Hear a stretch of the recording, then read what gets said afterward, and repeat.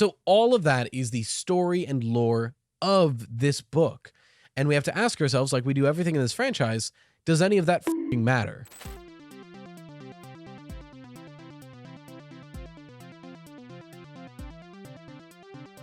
Ladies, gentlemen, and those with the good sense to do away with the whole notion, I welcome you to the premier audio medium for all your Fazbear entertainment needs. The Freddy Fazbear Pizza Podcast.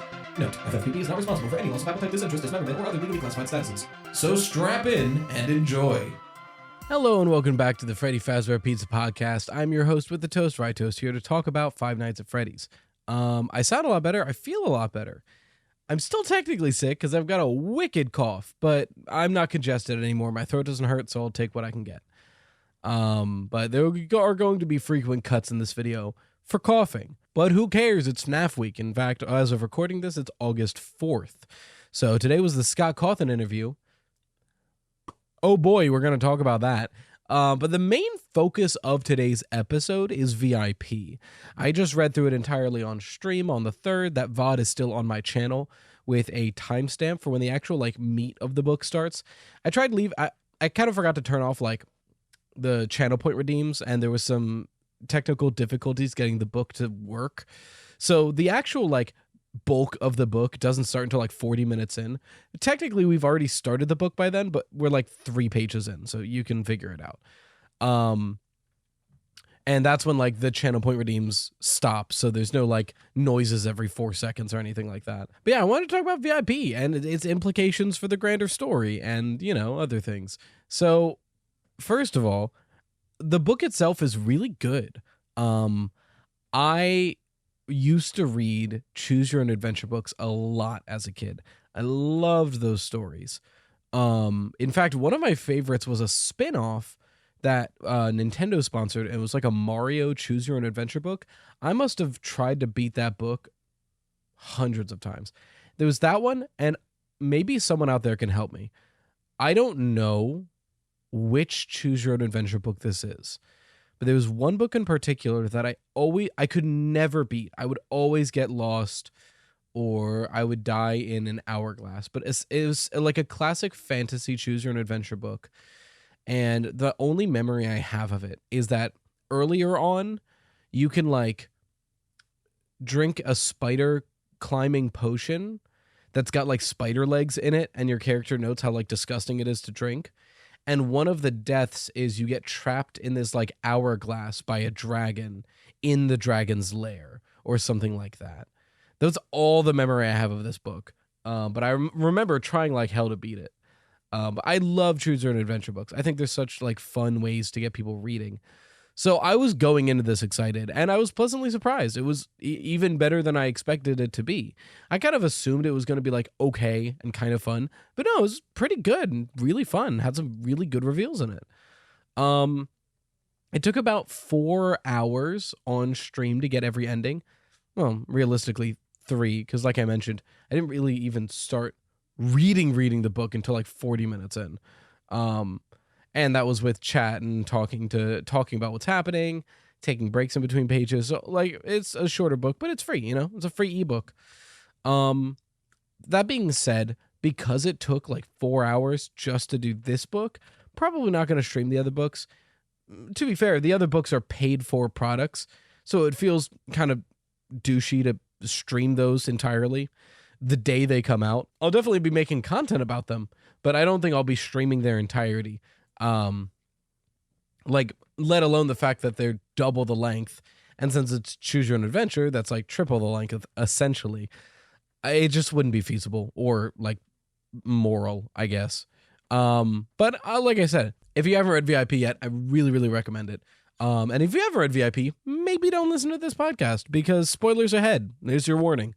I want to talk about the lore of the story itself, and then we'll branch it off. I think that makes the most sense because, obviously we have to talk about the grander implications that this story gives us for Security Breach, for Tales from the Pizzaplex, all that. But before we can touch on that, we should focus on the story itself and what it's saying. So, I mean, the man of the hour here is VIP, or the Very Informative Pig. He's an interesting creature. namely because he's a faker. You learn this about halfway through the true ending, that Very Informative Pig is not the original character that was at the Pizzaplex. It was the virtual Informative Pig. But the virtual Informative Pig has since been stuck in the MOE. Oh, what does the MOE stand for? I already forget. Right, the max occupancy experience. And the conceit of it is that while they're under construction or certain rides are down, if there's ever a moment where you want to do something and there's nothing that's available, you can put on this headset and experience a virtual Pizzaplex. And it hadn't been tested yet because nobody really wants to. But when you put that VR headset on, it's a Freddy head. When you put it on, you, for a brief moment, meet the virtual Informative Pig, the original character who kind of lets you know that points are multiplied and that Very Informative Pig will have to abide by that multiplication rule because he's a program. And that's how you get the true ending, is you go through the MOE twice to get times 100 all of your points and then get 100,000 points. That's the only way you do that legitimately. Obviously, a lot of people cheated where they saw just a door that said, when you have 100,000 points, return here. And they went, oh, okay, click. But like, if you do it the correct way, you have to go through the MOE twice. And then while within the MOE 2 times, you do the Chica Crane machine, and then correctly beat the maze, the Phaser Blast, and the race and the go-karts, which gets you 100,000 points. But that then begs the question, if the Very Important Pig character that we see throughout the majority of this book isn't the original character, what the hell is he? Well, we have to look at his behavior for that. And it should be noted that he is literally a copy or a mimic of an already existing character. And we will get into that. No, so it should be noted, people have been saying online that Very Informative Pig doesn't want to kill anybody. He wants you to play with him, and if you don't play with him, then he starts killing. Yes and no are my answers to that. For one, there is the Bonnie Bowling ending, where he says, we should do Bonnie Bowling. And you say, okay. And you go do Bonnie Bowling, but that takes all day. You do like a couple rides after it, and then you just leave, all the better, and nothing wrong happens. Yes, that is true. But the moment you don't do what Very Informative Pig wants, it's no longer benevolent. It is no longer willing to let you be safe. Even if you once Devin ditches Very Informative Pig with Ike, someone who he's also with, he did not ditch Very Informative Pig, for the record. He left him with his brother. The moment he does that, Very Informative Pig kidnaps your brother and then says, you have to play my game or your brother stays with me. And if you try to report it, your brother's gone forever. If you try to tell your mom, he will hypnotize your brother and he will be gone forever. And even if you beat Very Informative Pig's games with the rules he specified, he'll accuse you of cheating. Like, he'll give you your brother back, but he'll like, no, there's no way you could have done that. You must have cheated. Which to me says, once you disobey this pig one time, he does not intend for the both of you to live. If his reaction to you beating the game is, you must have cheated, this is ridiculous, the game was never meant to be beaten. The game was created so you cannot beat it. So I understand where people are saying like, oh, he just wants to play, and if you don't play, then he starts being aggressive. If a creature's benevolence is conditional, they were never benevolent. If, for example, William in Spring Bonnie is benevolent to all kids, but the moment he's alone with one, he will kill it, he was never benevolent to begin with. Conditional niceness is not niceness. We know this from like fedora tipping Reddit nice guys, right? It's the idea of like, I'm so nice to women, why won't they have sex with me? Well, you're being nice to get something. Therefore, you are not nice. Same thing with VIP. He is benevolent if you listen to him, which means he is not benevolent. He is inherently dangerous. Like, if putting him on a carousel and playing 2 arcade games is enough for him to kidnap your brother in a game you're not meant to win, he's not benevolent. Anyway, so I've seen a lot of really weird takes surrounding VIP. The idea that he is a benevolent program as long as you're listening to him, that's crazy. And also, like, spoiler alert, I'm going to argue that VIP, very important pig, is a manifestation of the Mimic 1 program. I'm going to make that argument, spoiler alert. I think arguing against that is crazy. I'm going to be real. Like, you can have your own opinions. I'm not saying I have the only correct opinion, but I think it's the only correct opinion. I don't see any other logical way around this. So, to go on to that point, the main method that the very important pig uses to kill that we see at least happen 4 other times is leading children into a back room. So this ending got missed by a lot of people because there's a missing link. Essentially, if you read the book and you don't make a promise with very important pig. So right at the beginning, he says, "Do you promise to stick with me forever?" If you say yes, that unlocks the true ending, and that gives you the majority of the book.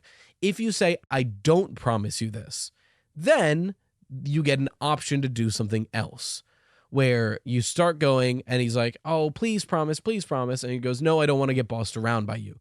I'm going to do my own thing." And then eventually, very important pig says, "But what about all the behind the scenes and backstage stuff I promised? You can see the kitchen, you can see the animatronic workshop." And then Devin's like, "Oh, that sounds sick, actually." There's no link. So if you just scroll, it takes you to the normal page after that. If you scroll twice, you go 2 pages further, it then brings you to the correct page where you follow VIP's instructions and he goes, "Let me lead you to this backstage secret stuff that only you guys get to see." If you follow him there, he leads you to a red door to the kind of like back hallway area, and you go down a few hallways and then a storage room that's unlit. He lets you in the storage room, you walk in, he starts talking to Ike and gets Ike to prank you by slamming the door shut, and it like scares you. It's like, "Haha, I got you." They turn on the light, and there are 4 corpses in the room with them at different states of decay. Meaning that 4 other kids have been systematically brought back here and left here. And VIP lets you know that you're not leaving either. And then the book just ends. So Devin and Ike starve together, I guess, which is a crazy dark ending. Does William Afton ever kill children via starvation? No. But I think it's important to note here, the way Fazbear is treating the history of the brand is very on its sleeve. They're saying, like, here are these stories people said, they're obviously fake, let's make light of them. So the idea that William took kids into a back room to kill them is practically branding at this point, especially with stories like Pressure, where we see very similar things literally being cosplay reenacted events at the Pizzaplex. So I totally see an opportunity here where VIP, which I believe is an extension of the Mimic 1 program, has learned that William Afton killed children by bringing them to a back room, and that's all it knows. So when it kills a child, it brings them to a back room, and that's where the programming ends. It doesn't know that he like stabbed him or whatever he did. It just knows to bring him to a back room. But before we go more into the Mimic 1 side of things, there's other things that of note of VIP's tactics here. One, he's sending out this invitation to dozens of kids. He's done this before, and he's going to do it again. He even says so in the neutral ending, where you just play the game, win Ike back, and leave. Where as you're leaving, VIP is like, "Oh yeah, I've sent out dozens of invitations to plenty of kids around. You're not the first, and you're not going to be the last. I can't wait to do this tomorrow." And you kind of leave like, "Oh, I should have stopped it." And that's not all. Not only is it sending out these to plenty of other kids, and we know at least 12 children have gone missing by security breach. There are human employees at the Pizzaplex, which also denotes this is much before security breach. If this is in the game's timeline, we'll get into that. The human employees seem to not really know about VIP. Like, they have a vague idea, but they don't really understand what's going on. But a couple of the human employees do, which is really interesting. For one, the VIP passes themselves are definitely custom made. They are most likely employee passes. We see in GGY that the employee passes have a magnetic strip, whereas the regular play passes just have a scannable barcode. And in VIP, the VIP pass they have has that magnetic stripe. Now, we don't know if all of them do, and we don't know a lot of the details of the regular non-play passes, but it seems very likely that these plain white cards with magnetic stripes with marker written on VIP are probably modified employee badges. So whoever made them needs access to the employee badges. But not only that, someone has to retrieve these passes. It's established early on that when they get them, they're dirty and grimy, and one of them even has stains from red sauce, which is probably blood. So it definitely seems like whoever is doing this with the VIP program, once the kids are dead, just goes, collects the passes, throws them back in the drawer for some other sucker to find. So it seems like a human has to be helping here, because the only physical representation we see of VIP is in its server room. Otherwise, it's not really a physical entity that can pick up cards and place them. So that begs the question, who the hell is helping VIP? Realistically, I see two options, one more than the other. There's one option that's like less significant, but I think is worth mentioning, and that's the white woman outside of Fazbear. She is noted that she has Roxy-themed dyed hair, and she acts really weirdly. So she's like, sorry, it's a private party, you can't come in. Unless your name is Devin, you can't get in here. He's like, I'm Devin. There's a private party just for me. Are you serious? And the line was, quote, deadly serious, she says with a straight face and somber tone. That's fucking weird. That's suspicious. Like that's very weird behavior. And it's notable. It's a white woman with dyed hair. There is a non-zero chance that's Vanessa. I'm not saying it is Vanessa. After all, in-game, she's blonde. But it's notable that in the AR emails from Special Delivery, there's a note that Vanessa had rainbow streaks in her hair at some point. So she's used to dyeing her hair like fun colors. So the idea of dyeing it silver with a green streak, totally in character for her as far as we're aware. Not to mention, Vanessa works with Glitchtrap, and Glitchtrap is another manifestation of the Mimic One program, most likely.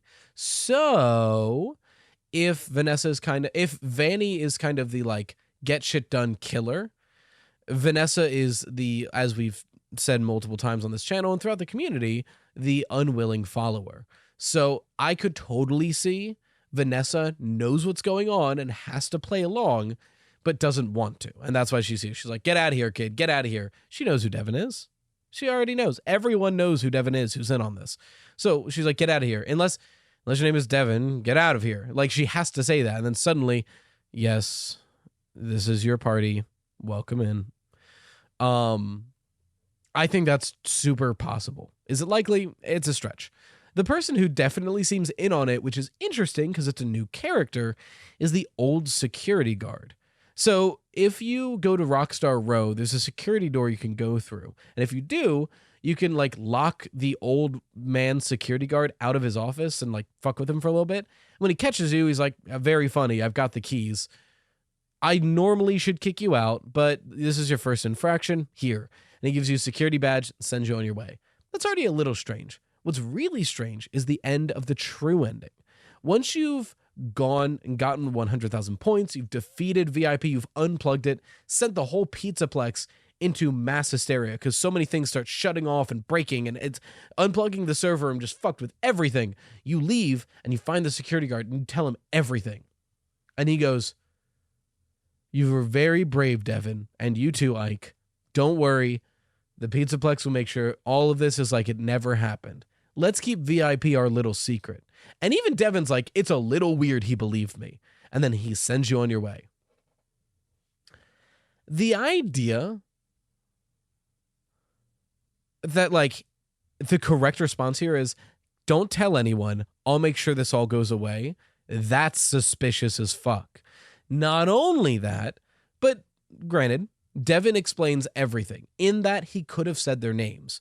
But as far as we know for certain, Devin runs up and says, hey, mister, VIP, blah, blah, blah, blah, blah. And without ever telling him, he goes, thank you, Devin. He knows their names already, just like everyone who's involved. Possibly. There's a very high likelihood that Devin said their names in the explanation. We just don't know for sure. And I think it's notable that he says it first, at least written-wise. And he even says, like, I always thought that pig would be trouble. Meanwhile, some of the employees don't even know it exists. So it's very interesting. I could see, we'll make sure it never happens, don't tell anybody, is just, fuck, now I gotta reset VIP. So it's interesting to think about. As far as like which one is more likely, I think the most likely option is it's both. It's this maybe Vanessa person and the old man security guard. Question is, who the fuck is this old guy? Is that Cassie's dad? Maybe? He would be old.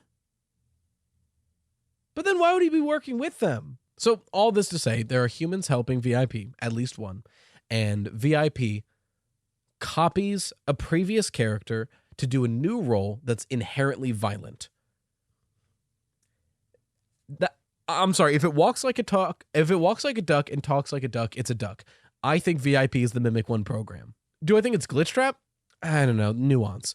The Mimic One program is shown to be able to manifest in different ways in Tales from the Pizzaplex. So this could be the same thing, where Glitch Trap is the Mimic One program that was trained with and help wanted, but now that the Mimic One program is in the Pizzaplex proper to nab kids, it goes, oh, virtual informative pig would be a perfect nabber. Let me just boop and makes that mimic. Yeah, it's something that could happen like that. We don't know the technicals on how Glitch Trap or the Mimic One program truly function within this digital space. We don't know the specifics.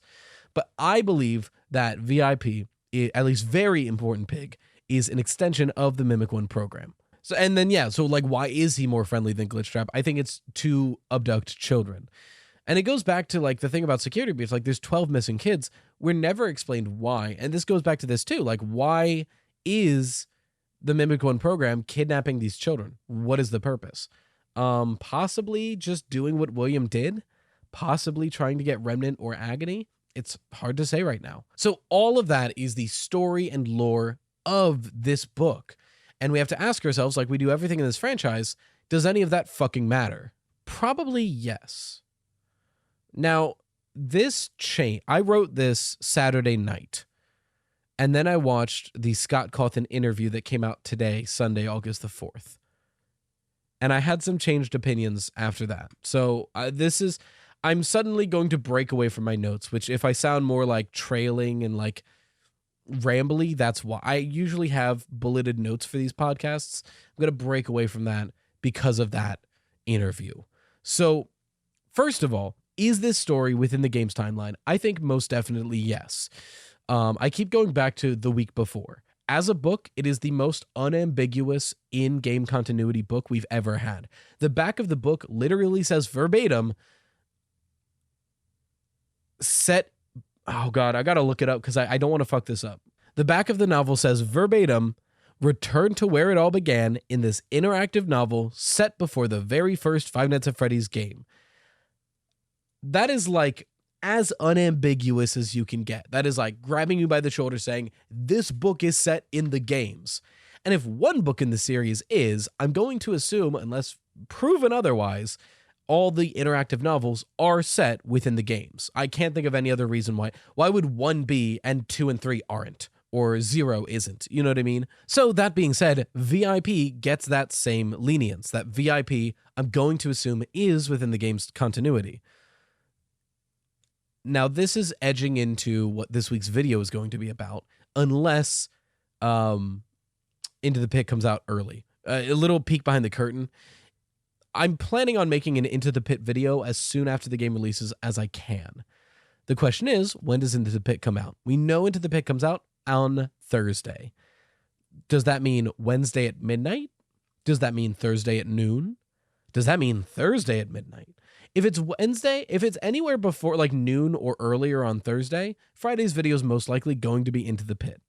If they announce that the release date is 11:59 p.m. Thursday, it's just not feasible to fully play that game and make a comprehensive video about it in 14 hours. That will not do the game justice. So if that's true, then this video, the video I'm about to talk about will be this week and Into the Pit will be next week. Or, actually the book video is probably going to be after because Steel Wool announces something in like 2 days. So this week will either be Into the Pit or the Steel Wool announcement. The next 2 weeks are going to be Into the Pit, Steel Wool announcement, or if Into the Pit comes out like Thursday at midnight, Steel Wool announcement, Into the Pit. I think that's the way that makes the most sense for me. And then the third video will be this book one, unless 5 Laps at Freddy's needs a video ASAP. But VIP alone didn't really convince me that the Tales from the Pizzaplex books were within the game's continuity. Because the important thing to note here is that VIP definitely is in the game's continuity, I feel. With the descriptions of these books, I think it's very, very, very apparent that these books are meant to tell us more about the games. And VIP's Pizzaplex is way closer to the Tales from the Pizzaplex version of the Pizzaplex than the one we see in game. And the whole point of VIP is throughout this entire story, they're like, oh yeah, a huge renovation project is about to happen. So that seems like their excuse. That seems like, hey, this is how we connect Tales from the Pizzaplex in a written way to the game. Is Tales from the Pizzaplex's Pizzaplex looks different than the game, and this VIP book is saying we're about to change it to look like the game. That tracks. But my big issue with assuming Tales from the Pizzaplex was in the game's continuity was just that we didn't really have any word from Scott. I don't see any in-book evidence strong enough to assume a book does take place in the game's continuity, unless there's some kind of specification, or unless it fits incredibly cleanly. And because there was so many attractions that and I kept hearing people say well, the attractions line up, sure, but the restaurants from the Silver Eyes line up, so I was always hesitant to just assume that they were in continuity. And then I watched the Scott Cawthon interview with Dawko today. By the way, Dawko, if you're seeing this somehow, great job. It was really good. It was a really good interview, and probably as much lore as we can possibly get out of Scott Cawthon in an interview. So I appreciate you trying. There were some major lore drops. I think one of my favorites was the fact that the box, the FNAF 4 box, it depends on how you interpret Scott's words. On one hand, he said that when making the original games, he would write plot hooks and not finish them to later touch on them. It's what I like to call bookman's bluff. It's when you take, you just leave random details really early on that don't go anywhere, so later on you can grab one of them and use it, and it looks like good foreshadowing. He admitted to doing this a lot, and he said he did this for the box too, but he never really got around to finishing that. And he closes saying there is something in the box, but there's not really an organic way to explore that in the story anymore. So there are two ways that people have been interpreting it. There's the funny option I've seen a lot of people say, where they say that Scott literally just forgot what's in there. That's possible. I think it's more likely that Scott knows what's in there, but it's not super consequential for the overall story, and it's really inorganic to explain it in game now. So move on. I think Scott was saying, not that important. I've never directly given a hint as to what it is. Just move on. But I mean, you're welcome to assume Scott just forgot, because that is funny. So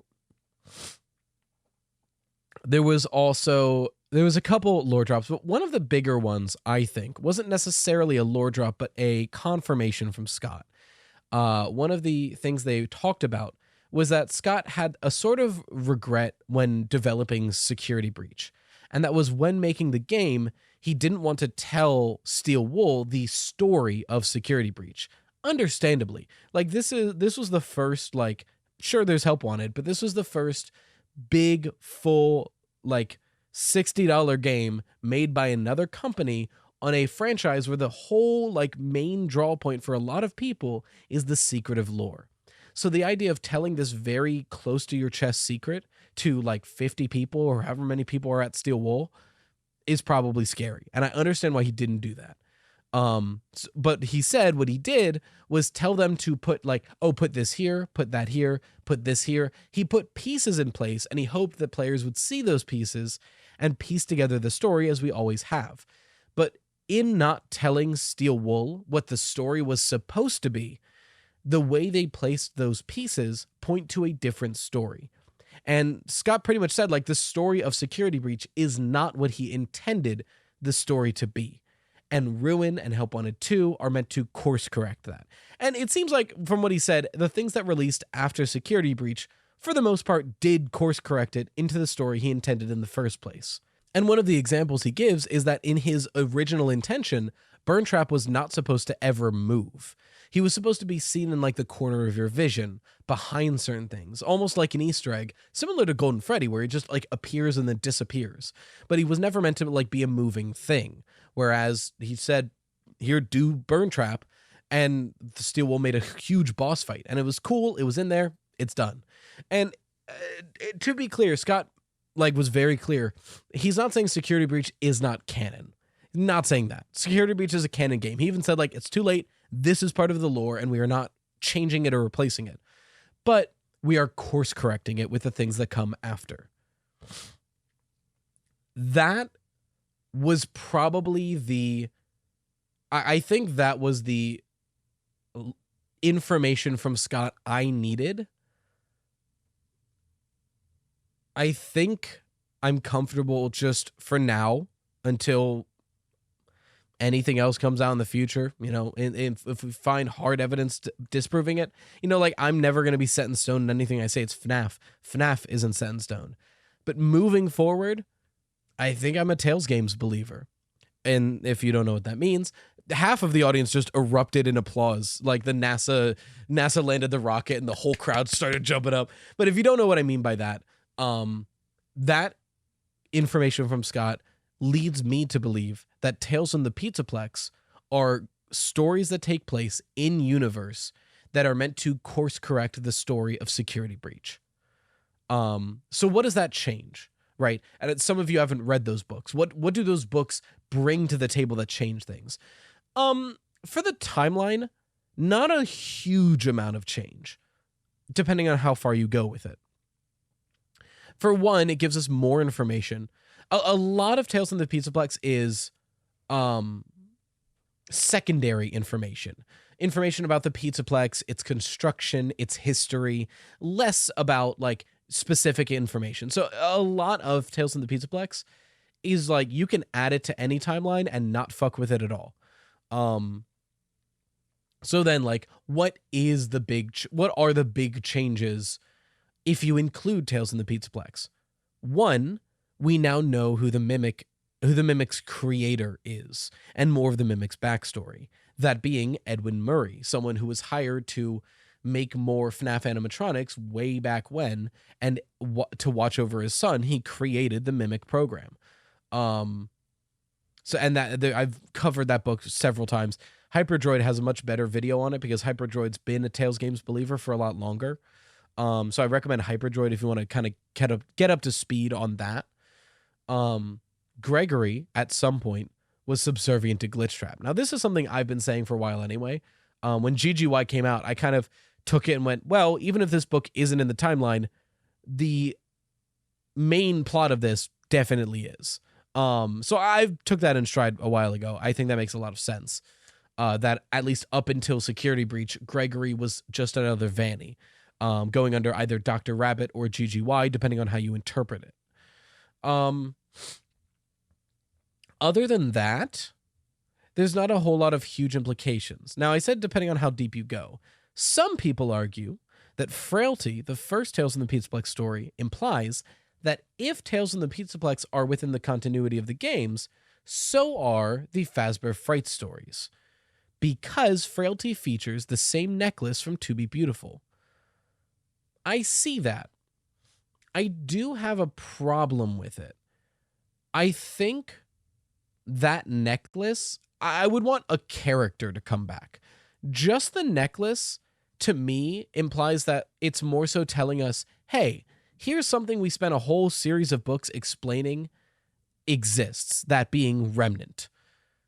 Featuring that necklace in a story from Tales from the Pizzaplex, to me says Remnant is still on the table here. Not everything that came before is as well.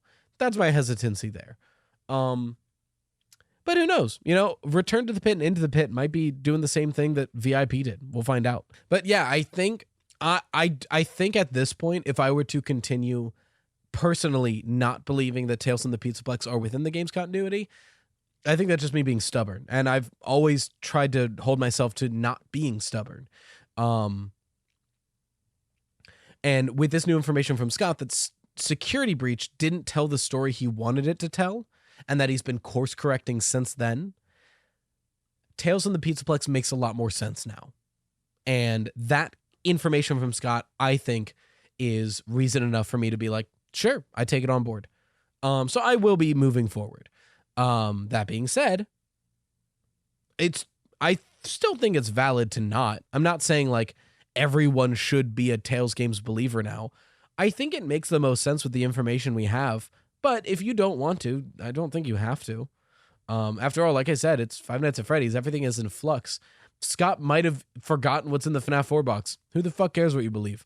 You know? So I think that's where it should end. Not like, you need to believe this now, but just, this is what I now believe.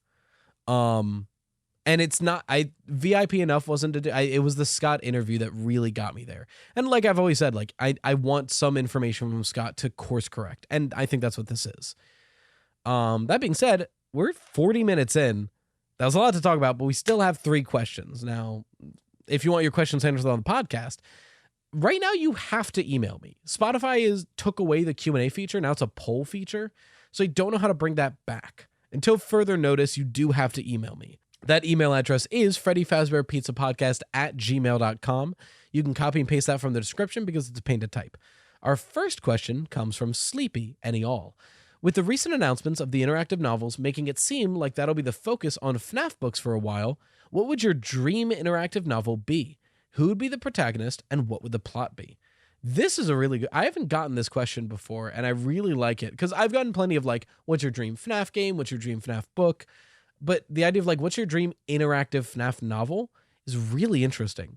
Because like I mentioned before with the interactive novels, I think the most important part that they give us is, since there are multiple paths and multiple endings, we get to see these areas at multiple angles. And sure, only one ending is confirmed. And if VIP is to like be the model for these books, it's going to be unambiguous which ending is confirmed. One of them has question marks and one of them has asterisks.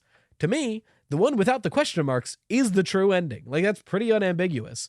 So we get to, sure, only one ending is canon, but like Security Breach, in my opinion, if a game has multiple endings, it's telling you these other endings are things that could possibly happen whether or not they did. So whatever you find in them are things that actively exist.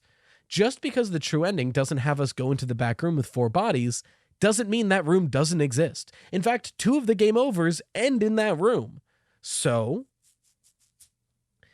when I think about like my dream FNAF interactive novel, not only is it a good book, but I would want to pick something that gives us the most information. And I think far and away the best game to give us an interactive novel is FNAF 6.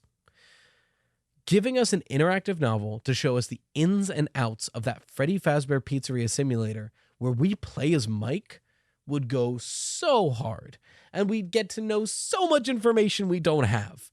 So that's really, I think, my ideal FNAF interactive novel. I think a runner-up would be FNAF 2, only because we have a lot of questions around the DCI that I think an interactive novel set in FNAF 2 would give us a lot of answers for. So those are probably my 2 biggest picks. Of course, the 2 most ambiguous games. But thank you for your question, Sleepy. Our next question comes from Rainbow Dragon, him. I almost made a podcast episode just about this game, but we only have the trailer. The demo comes out on Wednesday. Next week's podcast, probably about Into the Pit, but I'm going to be jumping up and down wanting to talk about 5 Laps at Freddy's. With the new trailer for 5 Laps at Freddy's, it came out like yesterday. In the Steam description, it says the game is sponsored by Fazbear, so that probably means it's an in-universe game. And since there are maps like Fazbear Hills, that probably means that FNAF World is an in-universe game. So this was the big thing. Help wanted to introduce that FNAF 1 through 6 are in-universe FNAF games. And Ultimate Custom Night, we were unsure of. FNAF World, we never had any reason to believe that it was. But 5 Laps at Freddy's, as far as we're aware, an official FNAF game, on the Steam page multiple times says it's sponsored by Fazbear Entertainment, which to me says this is an in-universe game. And if it is, and Fazbear Hills is one of the tracks, Fazbear Hills is a known thing. Fazbear Hills is the main area of, technically it's animatronica, or like animatronic village, but Fazbear Hills is like an area of FNAF World. And there are FNAF World references all throughout the trailer as we see. So if like an in-game, in-universe game is referencing FNAF World, that then implies FNAF World is also an in-universe game, which is crazy. That was like the only one we had. I don't know. Well, we'll have to see more. But if FNAF World is an in-universe game, the only non-in-universe games we have are Security Breach, Ruin, and Help Wanted 2, and whatever comes after it. And that being said, I've said this 1,000 times. Just because it's an in-universe game does not mean that everything that happened in it is no longer relevant. Quite the opposite. Scott kind of leans into this in the interview where he talks about like he was kind of flying by the seat of his pants in these early games. And I think the FNAF 4 box is a perfect reiteration of this example. Help Wanted and the whole in-universe game thing is not Scott and Steelwool saying, throw out everything you knew, we're starting fresh. It's Scott and Steelwool saying, we are trying to craft and course correct this story. We may have to retcon some things. And if we do, trust the new stuff. This in-universe game is our excuse. This is our, if anything from the like FNAF Ultimate Custom Night before gets changed, it's because sponsored by Fazbear Entertainment, but also it's hard to keep track of a story when you're flying by the seat of your pants. Maybe we have to adjust something to make a more compelling story. That's what I think this is. So FNAF World is a perfect example of that. Speaking of, in the interview, Scott mentioned he maybe would one day do a FNAF World 2. Scott, if you're watching this, if somehow you or anyone on the team are watching this, Scott Cawthon, give us a FNAF World 2 and my life is yours. But Rainbow Dragon, thank you for your question. Our last question comes from Doof. He, him, great username. It's fun to say. My question for you is, what do you think the question mark collab on the week of FNAF is? I believe it's a Fortnite collab, but that's probably copium. If it is Fortnite, what would your opinion on the collab be? Thank you for your question. Now, some of you may be laughing. This video goes out on Tuesday. And as far as I'm aware, the collab announcement is Monday. So I did this on purpose. I'm nothing if not cocky. I'm recording this of August 4th. Wait, I'll pull up my phone to show you. You'll see my cracked fucking screen.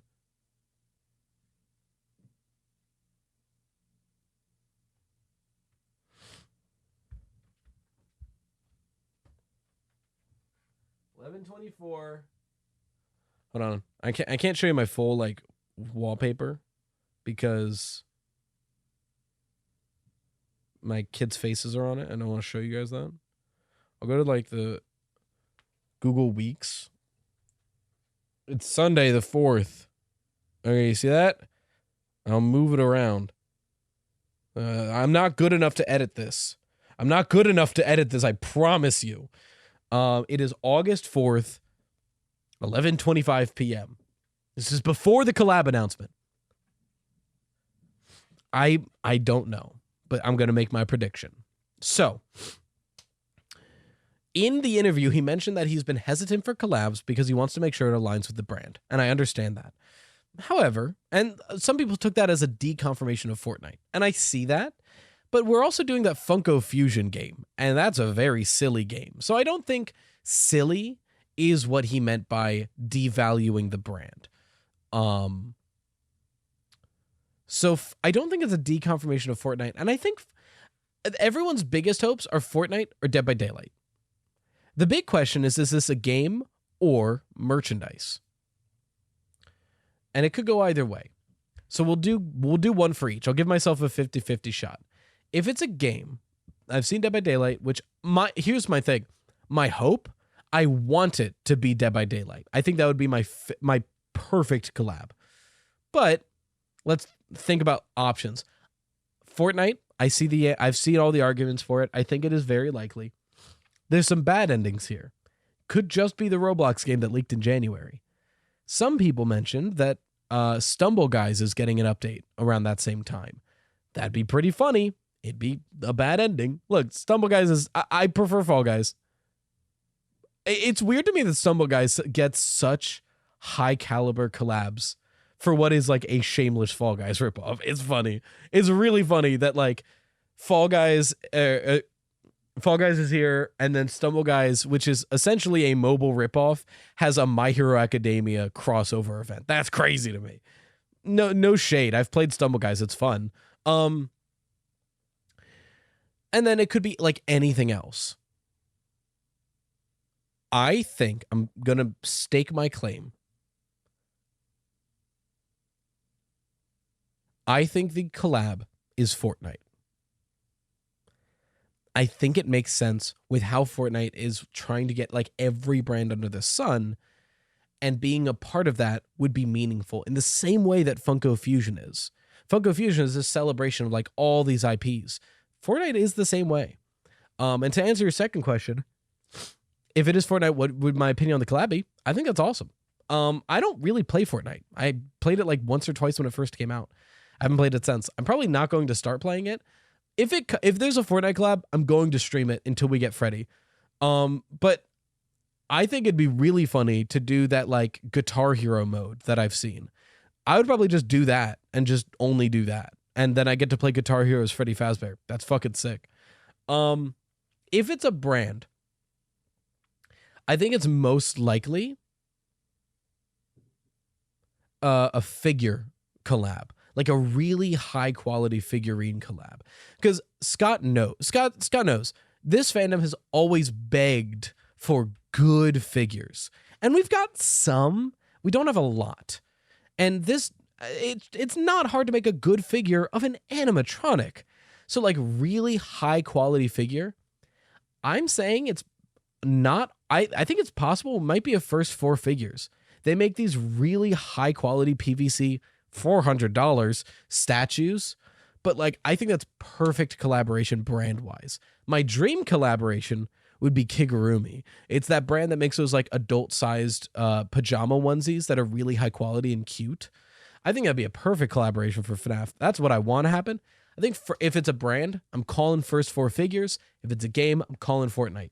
And I guess you'll know by the time you're watching this if I was wrong, which I think it's really funny to make my prediction before and release the video after. So we'll see. But thank you for your question, Doof. Once again, if you have questions you want answered on the podcast, you can send them into Freddy Fazbear Pizza Podcast at gmail.com. That is in the description if you want to copy and paste it, because it's pain to type. But until next time, as always, thank you for watching the Freddy Fazbear Pizza Podcast, where the pizza abilities are endless. We hope to enjoy your future patronage. Bye-bye for now.